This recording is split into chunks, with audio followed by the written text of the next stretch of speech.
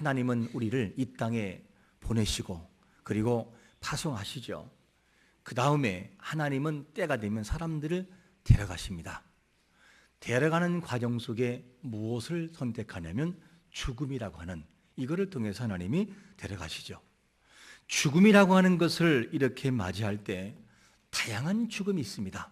어떤 사람은 갑작스러운 사고로 하나님께 부름을 받고, 어떤 사람은 질병으로 부름을 받고, 어떤 사람은 어느 날 갑자기 돌아가셔요.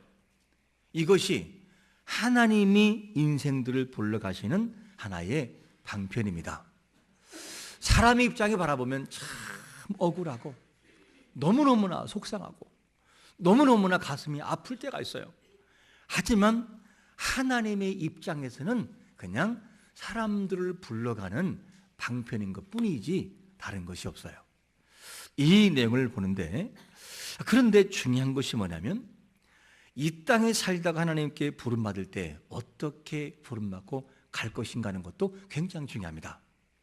믿음에 신실한 어느 목사님이 이제 뇌암으로 투병생활을 하는데 곧 돌아가실 것 같은 그런 상황이 있었습니다. 그런데 잠을 자고 난 다음에 목사님이 깨어나는 거예요. 깨어나더니만 막 기쁜 모습으로 얼굴이 빛이 나고 이런 모습으로 있어서 아내가 물었죠. 여보, 뭐 좋은 꿈 꿨어요? 그랬더니 하는 말이, 아니 나 방금 천국에 갔다 왔어. 그러면서 곧 죽을 때가 되니까 천국이 열렸는지 그거를 보고 왔다는 거예요. 그래서 너무 기쁜 모습을 가지고 그 목사님이 지냈습니다. 그리고 난 다음에 이렇게 해서 한 다음에 물었어요. 그 천국은 어떻게 생겼어요? 했더니만 어떻게 말로 천국을 다 설명할 수 있겠냐고. 말로 표현할 수가 없다는 거예요. 왜? 너무너무 아름답고 화려하니까. 이렇게 해서 이분이 꿈을 꾸고 또 기뻐하고 이러면서 6번을 하더니만 마지막에 돌아가시기 전날에는 이런 말을 하더래요. 가브리엘 천사가 나를 데려왔어. 나는 곧 죽을 거니까 준비해야 되겠다. 그러면서 돌아가시더라는 거죠. 여러분, 뇌암으로 그리고 얼마 있다가 죽을 상황이 됐는데 그렇게 기뻐할 수 있을까요? 그렇게 기뻐할 수 있는 이유는 하나예요. 정말 그 가슴 속에, 그의 생각 속에 하늘나라가 가득 차 있으니까 내일 죽어도 죽음이 두렵지 않은 것이죠. 이게 하나님의 역사라는 거죠. 여러분, 우리 마음 중심 속에 잊지 말 것은 뭐냐면 항상 이 땅에 살아가지만 우리의 신분은 이 땅의 시민만이 아니라 이 땅을 발을 딛고 있는 시민이지만서도 하늘나라의 시민이라는 자부심을 가지고 늘 살아가기를 축원합니다. 그런 자들에게는 어떠한 일이 있어도 기뻐할 수 있다는 사실이죠. 그러면 구체적으로 영혼의 충만함과 감사와 감격된 마음을 소유하고 살아가려면 어떻게 하면 그 마음을 소유할 수 있을까? 어떻게 해야? 그 첫 번째로 뭐라고 말씀하냐면 천국의 보화를 뭐 할 때요? 발견할 때. 이때 기뻐한다는 거죠. 13절에 보니까 이런 말씀을 합니다. 천국은 마치 밭에 감추인 보화와 같으니 사람이 이를 발견한 후 숨겨두고 기뻐하며 돌아가서 자기의 소유를 다 팔아 그 밭을 사느니라. 이 내용을 보면 왜 보화가 밭에 숨겨져 있을까? 이 내용을 알려면 당시의 배경을 좀 알아야 됩니다. 그 당시만 해도, 이 당시 본문의 내용의 당시만 해도 보안장치, 그리고 더 나아가서는 은행권에 있어서 이런 것이 허술했어요. 그러다 보니까 이 돈을 가진 보화를 소유한 사람의 입장에서는 그것을 보호하기 위해서는 집안에 둘 수 없어요. 왜? 도둑이 많으니까. 그래서 고민 끝에 자기 밭에 땅을 파고 그 보화를 묻어두는 거예요. 누구만 알도록? 아내한테도 알려주면 안 되죠. 자식한테 알려주면 그냥 파가니까 누구만? 자기 홀로만 조용히, 그리고 묻어놓고 기뻐하는 거죠. 그런데 어느 날 갑자기 이 사람이 어떤 불의의 사고나 일을 당해서 죽음을 맞이합니다. 죽음을 맞이하면 그 보화는 자기 혼자만 알기 때문에 땅에 그냥 묻혀버리는 거죠. 아무도 모르는 거예요. 이렇게 돼버리는 겁니다. 이 말을 오늘날로 바꾸면 수백억, 수천억을 소유한 사람이 모든 재산을 어딘가 감춰두었어요. 감춰두었는데 감춰뒀다가 갑자기 치매가 왔네요. 그러면 알아요, 몰라요? 모른다는 거예요. 그래서 묻어두는 것 같다 그 말이죠. 이런 상황이 펼쳐진 하나의 배경이 있다고 하는 것을 알 수 있습니다. 그러면 그의 자녀가 땅을 물려받고 난 다음에는 그 땅에 보호가 있는지도 모르고 헐값에 그냥 팔아버리는 거죠. 이것이 뭐냐? 그 당시 하나의 배경이라 할 수 있습니다. 그러던 어느 날 만약에 칡을 캐러 산에 갔던 그 사람이 그 밭에 칡을 캐다가 보니까 뭐가 덜그럭하고 틀려요. 딱 보니까 100박스의 황금 덩어리가 막 다 묻혀 있는데 눈이 부셔서 볼 수 없을 정도로 생각만 해도 기분 좋잖아요. 그래서 이 사람이 고민하다가 다 덮어놓고 어떻게 합니까? 주소를 알아가지고 주인을 찾아가는 거죠. 왜? 주인은 모르고 있으니까. 그래서 이거를 찾아가가지고 주인에게 내가 좀 필요해서 그러니까 3배의 값을 줄 테니까 좀 파세요. 그러면 산골짜기에 있는 그 땅 주인은 팔까요, 안 팔까요? 얼른 팔아버리죠. 왜? 보화 있는지를 모르고 가치를 모르니까 그냥 팔 수밖에 없어요. 이것이 여러분 생각을 하면서 이 가치가 얼마나 중요한지를 보는 것이 중요합니다.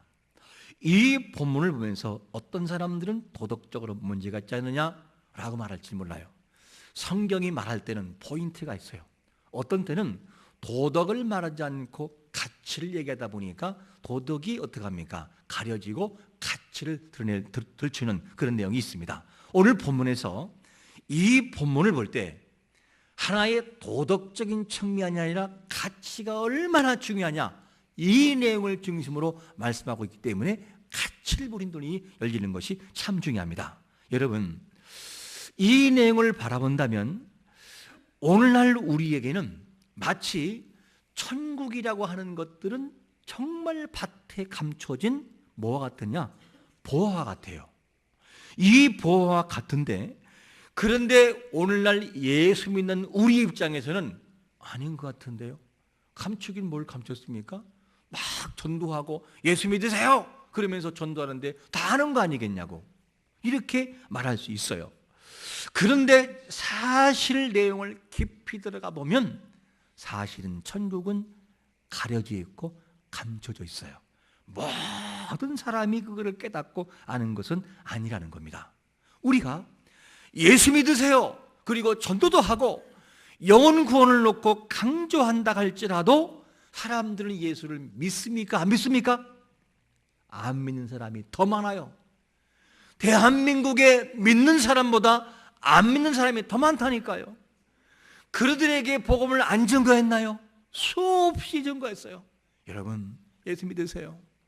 예수 믿어야 행복하고 예수 믿어야 구원이 있습니다라고 그렇게 강조해도 곱한 기잖아요. 그냥 지나가고 피 웃고 지나가요. 너나 믿으세요. 그리고 지나가 버려요. 그것이 뭐냐? 사람들 앞에서 감춰진 천국의 하나의 모습이기도 합니다. 여러분, 천국의 가치를 발견하면 너무 기뻐하고 즐거워할 수 있는데 사람들이 이것을 발견하지 못한다는 거죠. 단적인 예를 들어볼까요? 우리의 현실로 가져와서 한번 예를 들자면 이런 거죠. 우리는 젊고 고운 20대에 서로 결혼합니다. 자기야, 여보야 그러면서 결혼하고 서로 살을 맞대고 살아가고 그리고 그 사이에 자녀를 낳아요. 몸을 아파 낳은 자녀가 예쁘게 자라요. 점점 자라는데 신앙이 따로 놀아요. 나는 예수 믿는 사람, 저 사람은 완전히 무교, 얘들은 불신자. 그래서 그렇게 강조를 해도 예수를 안 믿어요. 예수를 믿지를 않아요. 한 지붕 안에 살아가도 영원한 천국을 보는 사람이 있는가 하면 저 영원한 형벌 속에 떨어지는 사람도 있다는 거죠. 그것이 사랑하는 남편이든 아내이든 자녀이든 이것이 너무나 다른 거예요. 이 내용을 바라보면 천국은 정말 감춰진 보화 같은 그런 모습이라는 것을 우리가 예측할 수 있습니다. 그러면 이런 사람도 있잖아요. 여보, 예수 믿어요. 그러면 여보, 예수 믿으면 밥이 나와, 돈이 나와? 돈 나와? 그러면서 막 뭐라 하죠. 이런 경우 많아요. 그리고 조상의 제사를 지내지 않는다고 해서 완전히 아들과 누구와 아버지와 담을 쌓고 죽어도 안 가는 사람이에요. 죽어도. 그런 사람도 있어요. 참 신기합니다. 왜 그럴까? 이유가 있어요. 이유가. 왜 그러냐면 천국은 모든 사람에게 열리는 건 아니에요. 열려 있어야 당연하기는 하지만 막상 들어가 보면 천국은 닫혀 있는 것처럼 마치 가려 있는 것처럼 돼버리죠. 그 근거가 어디 나오느냐? 누가복음 8장 10절에 보니까 우리 한번 같이 읽어보겠습니다. 시작. 이르시되 하나님 나라의 비밀을 아는 것이 너희에게는 허락되었으나 다른 사람에게는 비유로 하나니 이는 그들로 보아도 보지 못하고 들어도 깨닫지 못하게 하려 함이라. 여러분, 우리가 예수 믿고 하늘의 비밀이 가슴속에 와닿고 믿어지고 그 하늘나라가 확실하게 내가 느껴지는 그 믿음을 소유한 것을 감사하시기를 축원합니다. 아무에게 주어지는 것이 아니라는 거예요. 가까운 형제에게도 안 주어지고 오직 하나님의 은혜 속에 들어간 사람들이 그거를 안다는 거죠. 이 내용을 바라보면 참 우리는 너무나 감사해야 돼요. 저는 가끔씩 목사이지만 성도의 한 사람으로서 혼자 흐느껴 오를 때가 있어요. 아무리 생각을 해봐도 무슨 자격으로 나를 불렀을까? 어떻게 나라는 존재가 그 넓고도 위대하신 하나님을 알게 됐을까? 이 생각을 하면 모든 것이 그냥 감사해요. 모든 것이 목회자라서가 아니라 성도의 한 사람으로서 이것이 얼마나 감탄 조건인지 몰라요. 여러분, 우리 자신들이 살아가면서 잊지 말 것은 뭐냐면 매 순간순간마다 천국의 보화를 발견하는 삶을 살아갈 때 우리 마음속 기쁨이 찾아온다는 거예요. 이것이 아니면 행복은 우리에게 거리가 멀은 존재라 하는 것을 알아야 됩니다. 예수를 믿는다는 이름을 가졌으나 진정한 천국의 보화를 발견하지 못하면 어떻게 바뀌느냐? 이렇게도 바뀌어요. 교회는 분명히 나오는 것처럼 보이고 어쩌다가 교회를 한 번씩 나오기도 하고, 그리고 모태신앙으로서 부모가 믿기도 하지만 그 모태신앙인 가슴 속에 아직까지도 천국의 보화를 발견하지 못한 사람 중에는 이런 사람도 있어요. 뭐라고 하느냐? 막 소리를 지르면서 기도하고, 그리고 하나님 앞에 기도하면 뭐라고 말하죠? 꼭 저렇게 믿어야 되나? 꼭 저렇게 믿어야 돼? 이렇게 말을 해요. 그런가 하면 기도할 때 그냥 눈물을 흘리고 막 하나님 앞에 통곡을 하면 뭐라고 하느냐? 왜 그렇게 질질 짜면서 예수 믿냐고. 꼭 그렇게 질질 짜야 돼? 이렇게 말을 합니다. 또 그런가 하면 눈만 뜨면 교회 가서 예배하고 정말 기도하고 돌아오면 참 예수 유별나게 믿는구만. 유별나게 믿어. 이렇게 말을 해요. 그리고 하는 말이 좀 적당껏 해. 적당껏. 하나님이 그거 몰라? 정당껏 해. 이렇게 말을 합니다. 이 말을 하는 사람들은 뭐냐? 아직까지도 천국의 보화를 인격적으로 느끼지 못하는 거죠. 그 사람이 생명책의 이름이 기록됐다 할지라도 그 사람에게 이런 거듭남에 대한 체험과 하나님의 임재를 느껴야 기쁨을 가지고 살아갈 수 있다는 거죠. 여러분, 이 사람들은 이해를 못해요. 그러나 그 사람에게도 성령님의 만지심과 임재하심과 성령의 그 궁일한 마음이 가슴 속에 임하는 순간 깨지기 시작을 합니다. 한순간에 깨져요. 주체할 수 없는 눈물이 흐르기 시작을 하고 그 감격과 감사가 저절로 생겨져 버려요. 언제 체면 따지고 마스카라 지워지는 거 생각하고 할렐루야 이렇게 합니까? 못하지요. 안 되는 거죠. 하나님의 임재와 공률이 가슴을 강타하는 순간 하염없는 눈물이 나와요. 견딜 수 없는, 주체할 수 없는 하나님의 사랑하심과 그 사랑 때문에 하염없는 감사와 감격이 가슴속에 임한다는 거예요. 그 사람에게도 이런 성령님의 감동하셨다면 고상함을 찾고 품위를 찾을 수 없어요. 여러분, 하나님을 만나고 천국의 보화를 보지 못하면 냉랭한 가슴으로 살아가요. 여러분, 성령의 임재하심을 통하여 냉랭한 가슴이 뜨거워지는 불덩어리로 바뀌시기를 축원합니다. 그래야 예수 믿을만 하잖아요. 그래야 믿는 재미가 있지 않겠어요? 이 마음이 우리 마음 속에 내려올 때, 성령이 내 가슴 속에 임재할 때 차가운 마음은 녹아내린다는 거죠. 이것이 뭐냐? 믿음의 사람들이 해야 할 모습이라는 거예요. 여러분, 우리는 어떤 사람들이죠? 우리는 밭에 보화가 있음을 알고 기뻐하는 사람과 같은 존재입니다. 그러면 비록 우리가 이 땅에 살고 있으나 하늘나라의 마음을 품고 살아간 사람이 우리의 모습입니다. 그렇기 때문에 우리는 이 땅에서 고통이 있어도 이거를 참아내는 거예요. 때로는 외로운 길을 걸어가면서 사람들이, 친척들이, 그리고 주위의 사람들이 예수 믿는 이유에 대해서 불평하고 원망을 해도 속으로 잘 삭히면서 그 길을 걸어가는 거죠. 왜 그럴까요? 보화가 마음속에 담겨져 있기 때문입니다. 이것이 너무나 중요한 것이죠. 그러므로 우리가 살아가는 가운데 잊지 말 것은 이 땅의 가치, 이 땅의 가치보다 하늘나라의 가치가 더 소중함을 알고 하늘나라의 비밀을 아는 그 자체만으로도 감사하며 매일의 삶 속에서 기쁨을 노래하시기를 축원합니다. 그게 우리가 해야 할 모습이라는 거죠.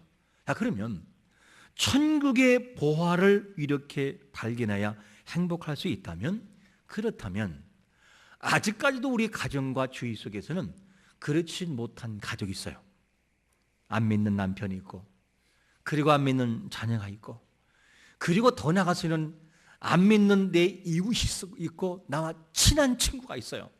여러분, 이번 목표를 그렇게 삼으세요. 정말 가족을 놓고 하나님 앞에 주여 2학년 교회 갈 때 남편 간의 손을 잡고 교회 가게 달라고 이 제목을 놓고 기도하세요. 그러면서 기도하면서 나가면서 하나님의 심정을 알아야 돼요. 하나님은 어떨까? 나만 구원받기를 원하실까? 아니라는 거예요. 하나님은 정말 비록 악인이랄지라도 우리가 바라보는 기존 속에서 그가 악인이고 악한 사람처럼 보여도 하나님은 그 사람이 망하는 것을 원치 않는다는 거죠. 그래서 하나님의 본심을 알고 우리는 살아가는 것이 중요한데, 하나님의 본심이 어디 나오죠? 에스겔 33장 11절에 보니까 이렇게 말씀합니다. 너는 그들에게 말하라. 주 여호와의 말씀이니라.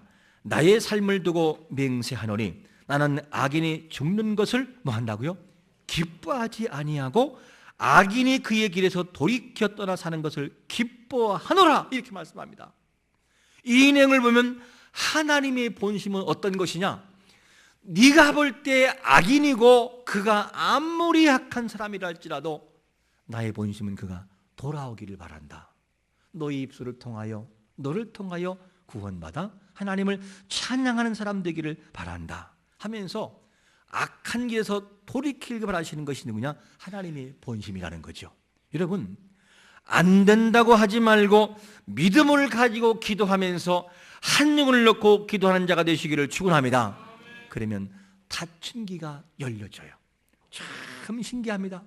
닫힌 귀가 열려지고 닫힌 마음이 열려지고 닫힌 눈이 열린다는 거죠. 이것이 믿음을 가지고 살아간 사람의 모습입니다. 그래서 우리는 의지할 것이 뭐냐? 요한 1서 5장 14절의 말씀처럼 그를 향하여 우리의 가진 바 담대한 것이 이것이니 누구의 뜻대로? 그의 뜻대로 무엇을 구하면 들으심이라. 할렐루야. 하나님 앞에 믿음을 가지고 뜻을 다하여 한 영혼을 넣고 기도하면 하나님이 그 마음을 열어주실 때가 반드시 오는 걸 믿으시기를 축원합니다. 그게 우리잖아요. 우리가 그렇게 했잖아요. 그렇게 열린다는 거죠. 그러면 밭에 감추인 사람이 보화를 발견하면 어떤 특징이 구체적으로 있을까? 두 번째로 이런 특징이 있다는 거죠. 기뻐하며 뭐라고요? 돌아갔다는 거예요. 기뻐하며. 44절 중반절에 보니까 뭐라고 말씀합니까? 이를 발견한 후 숨겨두고 기뻐하며. 자, 그러면 밭에 감추인 보화를 발견하지 못할 때는 기뻐할 이유가 있었습니까? 없었습니까? 없었어요. 아니, 밭에 감추인 보화, 와, 저 밭에 보화가 있네? 이것을 모를 때는 해에 웃고 사는 이유가 없었어요. 그럴 이유도 없고 그럴 필요도 없었어요. 그런데 어쩌다가 보화를 발견하고 난다면 그냥 가슴속에 막 기쁨이 오는 거예요. 저 땅이 내 땅이 된다면 저 모든 보화는 내 것이 된다. 기뻐하려고 기뻐한 것이 아니라 보화 때문에 자연적으로 웃음이 생기고 기쁨이 생기고 흥얼거리는 기쁨이 있더라, 그 말이죠. 이게 오늘 본문에 나오는 사람의 모습입니다. 발견하기 전까지는 우울했고 발견하기 전까지는 슬퍼할 수 있어요. 그런데 그것을 발견하고 난 다음에는 이를 발견하고 숨겨두고 기뻐하며 그냥 막 기쁨이 생기는 거죠. 이게 누구냐? 본문에 나오는 사람의 모습입니다. 저절로 생기는 기쁨이었어요. 보화 때문에. 그렇다면 우리가 예수를 믿고 천국을 그리하면서도 우리 마음속에 감사도 없고 기쁨도 없고 감격도 없고 교회 나가고 싶은 생각도 없고 나가는 것이 정말 지겹다면 우리는 물어봐야 돼요. 왜 그럴까? 왜 나는 그럴까? 정말 보화를 발견한 사람에게 기쁨이 있다는 것이 사실이라면 나도 예수 믿는 사람이 아닌가? 어디에서 문제가 있을까? 나의 가치가 이 땅의 모든 가치에 치중되는 것은 아닐까? 내가 정말 믿는 이 믿음이 진짜 믿음 맞나? 한번 물어봐야 돼요. 계속 물어봐야 돼요. 왜 그럴까? 왜 예수 믿으면 행복한데 나의 마음속에는 늘 근심하며 살아갈까? 이유가 대체 어디 있을까? 이렇게 물어봐야 됩니다. 그러면 그 속에 답이 나오죠. 여러분, 성령님이 임재한 장소에는 성령의 생각이 가득하고 성령의 기쁨에 충만한 사람에게는 성령님의 그 은혜와 능력을 통해서 우울한 감정과 모든 그늘들이 사라지는 것을 믿으시기를 축원합니다. 이게 참 중요합니다. 그러므로 우리를 살펴봐야 되는 거죠. 왜 그럴까? 왜? 주님 앞에 나오는 모태신앙인데도 이상하게 마음에 뜨거움이 없어요. 초신자가 지금 나와서 막 울고 말씀은 듣고 아멘하고 진짜 가슴에 불이 붙는 사람이 있는가 하면 오래된 이 기독교 신자 그리고 더 나가서는 모태신앙인데 가슴에 감동이 없어요. 제가 이런 사람 봤어요. 한 청년 자매였는데 이 자매가 누구냐면 모태신앙, 다른 말로 말하면 그의 부모들이 믿는 사람들이에요. 그러니까 모태에서부터 이미 믿는 사람으로 태어나는 거죠. 자연적으로. 근데 이 사람은 몇 대 내려오는 기독교 집안이다 보니까 엄한 규율 속에 자라요. 교회 안 가면 혼나고 신앙생활 제대로 안 하면 혼나고 이러면 자라왔어요. 그러니까 자기의 의지로 믿는다가 보다는 어쩔 수 없이 교회를 가야만 되는 상황이 그의 모습이었습니다. 이렇게 살아가는 가운데에 그 마음속에 부러움이 뭐냐? 세상 애들이 부러운 거예요. 가서 춤추고 마시고 취하고 이런 것들이 못 해보는 것이 너무나 부러운 거예요. 그래서 하루는 저에게 이렇게 묻더라고요. 목사님, 참 저는 억울해요.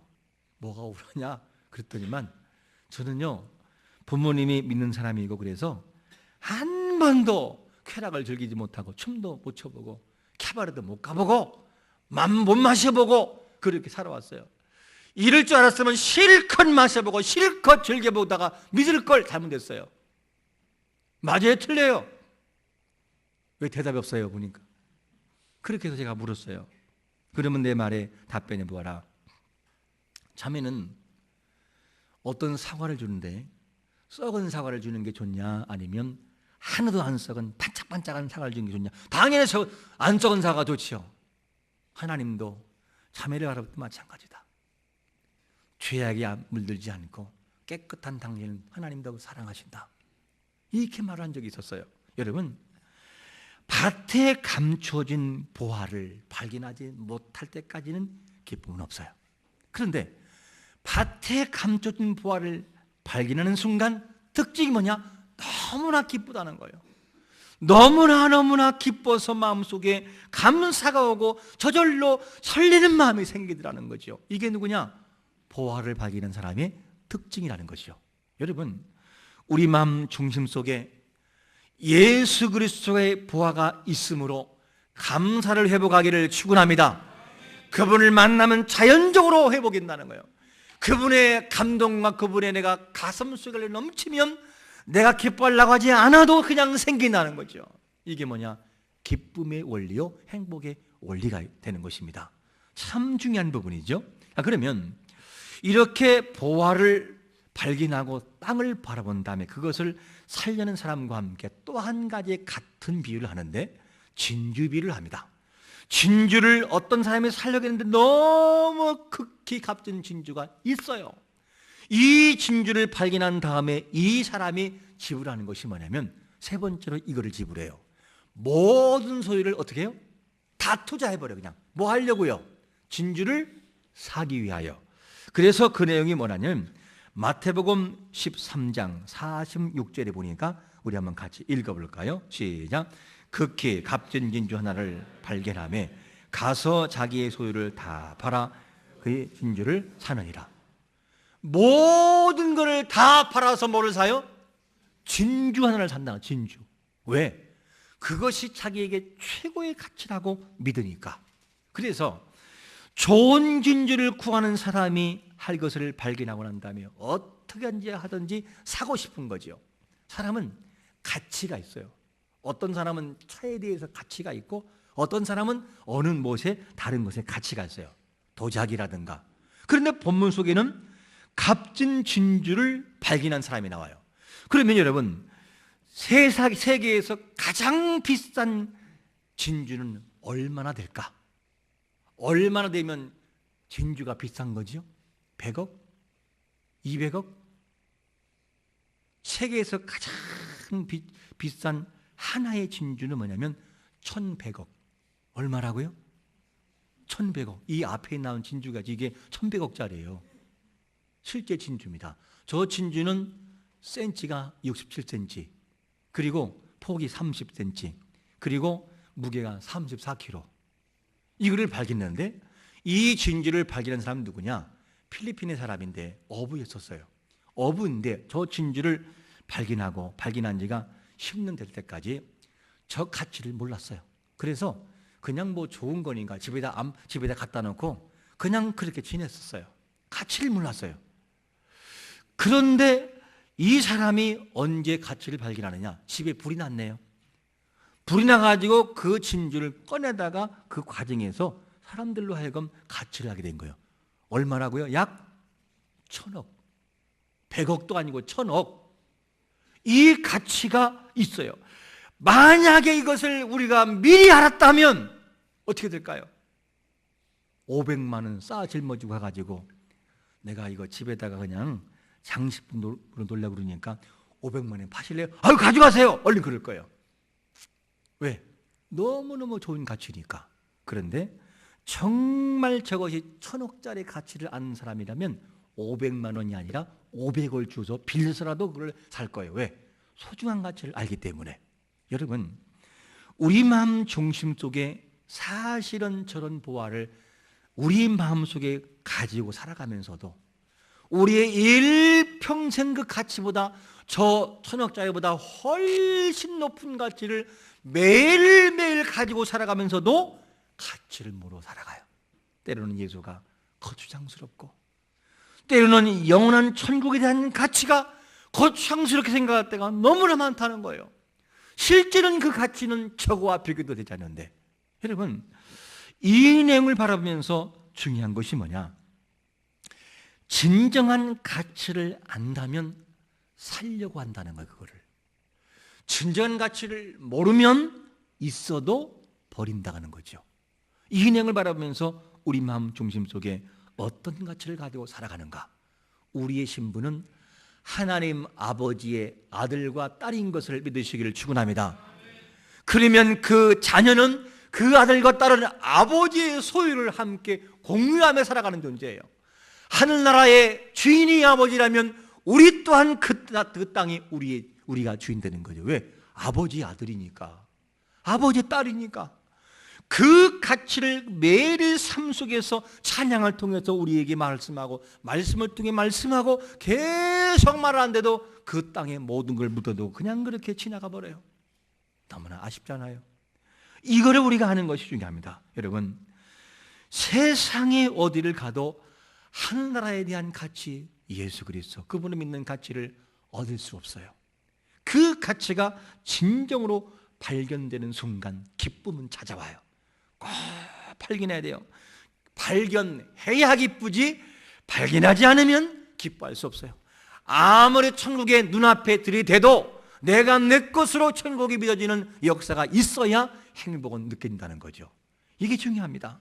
그러므로 여러분, 여기 계신 모든 분들은 주인 되신, 하늘나라의 주인 되신 하나님을 아버지를 모시고 살아가는 자녀들이에요. 자녀, 나중에 상속받을 사람들입니다. 이 사람들로서 오늘 본문 속에서 마음속에, 즉 보화를 발견하고 기뻐했던 사람처럼, 그리고 진주를 발견하고 모든 것을 다 투자하여 진주를 살려는 마음의 사람처럼 우리 마음속에 이런 마음을 가지고 살아간다면 얼마나 좋겠습니까? 천국의 가치가 우리 마음속에서 벗어나지 않고 떠나지 않아서 일평생 그 기쁨과 행복이 우리를 떠나지 않는 행복한 성도가 되시기를 예수 그리스도 이름으로 축원합니다. 아멘. 우리 한번 잠시 결단 기도하겠습니다. 기도할 때 주여 천국을 발견하게 하옵소서.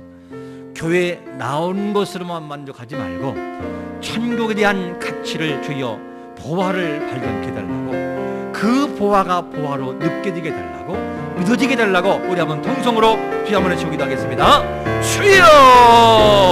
아버지 하나님 감사합니다. 우리가 천국에 대한 보화를 마음속에 가지고 살아가면서도 우리는 주여 그 모든 가치를 모르고 살아갈 때가 너무나 많았습니다. 주여 오늘도 우리 마음 중심 속에 하늘나라의 이 모든 보화를 소유하며 나가도록 은혜를 베풀어 주옵소서.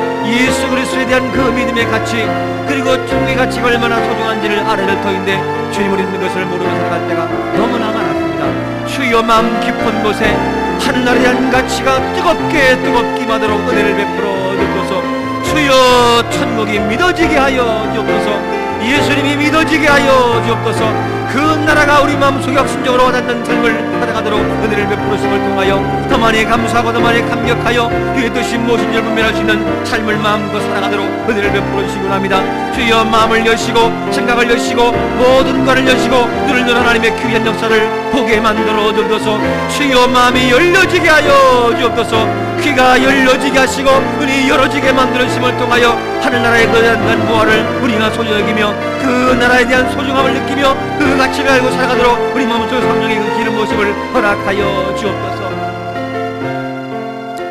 사랑의 아버지 하나님, 예수님을 믿으면서 진정한 하늘나라의 보화의 가치를 알고 살아가도록 은혜를 베풀어 주옵소서. 생각으로 느껴지는 것이 아니라 내 마음으로 느껴 하늘나라의 가치가 얼마나 소중한지에 대한 그 모습이 마치 보화를 쥐어 발견한 자처럼, 진주를 발견한 사람처럼 마음의 기쁨이 영원토록 지속되게 부족함이 없도록 은혜를 베풀어 주옵소서. 예수님 믿는 것 때문에, 속상한 것 때문에 주여 보화를 버리지 않기 원하고 이 땅의 모든 가치보다 하늘나라의 가치가 얼마나 소중한지를 알고 나아가도록 은혜를 베풀어 주옵소서. 이 사실이 믿어지게 하시고 이 사실이 느껴지게 하시고 이 사실이 하나님 보여지게 만들어 주옵소서. 주여 이 마음을 가지고 행복하게 살아가도 하고 행복하게 나가는 삶을 살아가도록 우리 마음속에 감동하심을 주시고 여심을 허락하여 주옵소서. 예수님의 거룩하신 이름으로 간절히 축복하며 기도합나이다. 아멘.